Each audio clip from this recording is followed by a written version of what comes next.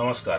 আজকে আমরা আলোচনা করব প্রলম্ব রেখা বা এই লম্বা রেখাগুলো কি ফল দেয়, হাতের কোন স্থানে কোন ফল দেয়। এই প্রথমত এই রেখাগুলো যদি একটা থাকে তাহলে কিন্তু সবসময় শুভ ফল দেয়, বেশি থাকলে কিন্তু অশুভ ফল দেয়, বা এই রেখাগুলো যদি কাটাকাটি হয় তাহলেও কিন্তু দুর্ভাগ্যজনক বা অশুভ ফল দেয়। তো এই যে ভাগ্যরেখা, এই ভাগ্যরেখার দু সাইডে যদি এরকম দুটো প্রলম্ব রেখা থাকে এটা কিন্তু খুবই শুভ। এই রেখা দুটো শুভ, এটা বিশেষ ভাগ্যযোগ বলা হয়ে থাকে।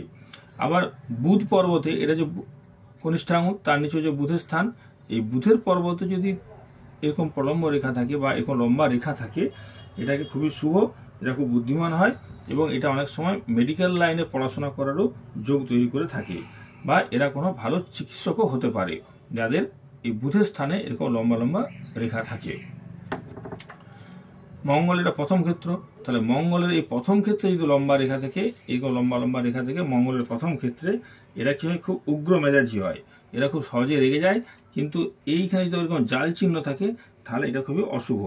এরা যদি প্রেমের ব্যাপারে যদি কারো কাছ থেকে নিরাশ হয় তাহলে কিন্তু এরা প্রত্যাঘাত করতে ছাড়ে না, বা তাকে শেষ পর্যন্ত মেরে ফেলতেও এরা কিন্তু উদ্যত হয়। মানে এরা খুব উগ্র মেজাজের হয় এবং খুব হিংস্র টাইপের হয়ে থাকে যদি মঙ্গলের এই প্রথম ক্ষেত্রে যদি এরকম জাল চিহ্ন থাকে বা এই রেখাগুলো থাকে, রেখাগুলো যদি কাটাকাটি জাল চিহ্ন থাকে, এটা প্রয়োজনে প্রেমিকাকে খুনও করতে পারে।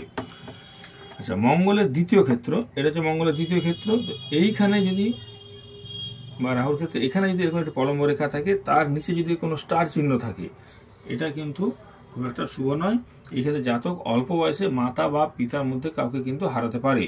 যদি রাহু স্থানে বা মঙ্গলের দ্বিতীয় ক্ষেত্রে যদি এরকম লম্বা রেখা থাকে, তার নিচে যদি কোনো স্টার চিহ্ন থাকে, এইসব জাতক জাতিকারা অল্প বয়সে মা কিংবা বাবাকে হারাতে পারে। এরা যুদ্ধক্ষেত্রে কিন্তু, বা এরা মিলিটারিতে কাজ করতে পারে, বা যুদ্ধক্ষেত্রে এরা খুব পারদর্শী হয়। হ্যাঁ, এরা সেটা কিন্তু খুবই ভালো। যুদ্ধক্ষেত্রে এরা খুব পরিশ্রমী হয় এবং খুব সাফল্যও লাভ করে। শুক্রের ক্ষেত্রে যদি এরকম প্রলম্ব রেখা থাকে, তো শুক্রের ক্ষেত্রে যদি প্রলম্ব রেখা 3টা থাকে তাহলে কিন্তু এরা অকৃতজ্ঞ হয়।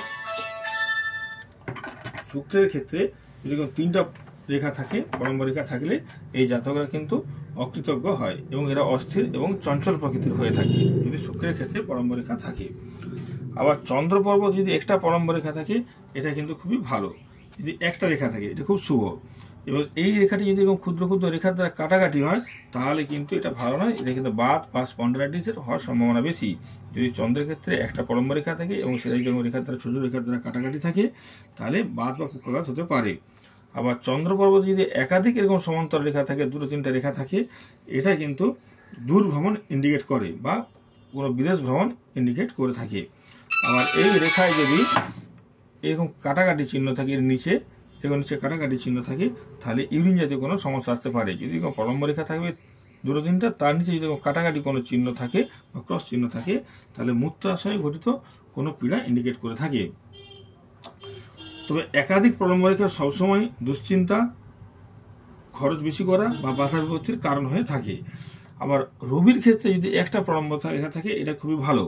রবির ক্ষেত্রে যদি একটি লম্বা রেখা থাকে তাহলে এটা মান, সম্মান, যশ, যথেষ্ট অর্থপ্রাপ্তি ইন্ডিকেট করে। আর যদি একসঙ্গে 2-3টা রেখা থাকে তাহলে বহুমুখী প্রতিভা ইন্ডিকেট করে থাকে। রবির ক্ষেত্রে একটা রেখা থাকলে মান, সম্মান, যশ, অর্থপ্রাপ্তি সংখ্যার ক্ষেত্রে বৃদ্ধি করে। আর যদি একাধিক রেখা থাকে, 2-3টা রেখা থাকে, তাহলে এটা বহুমুখী প্রতিভা ইন্ডিকেট করে থাকে। নমস্কার।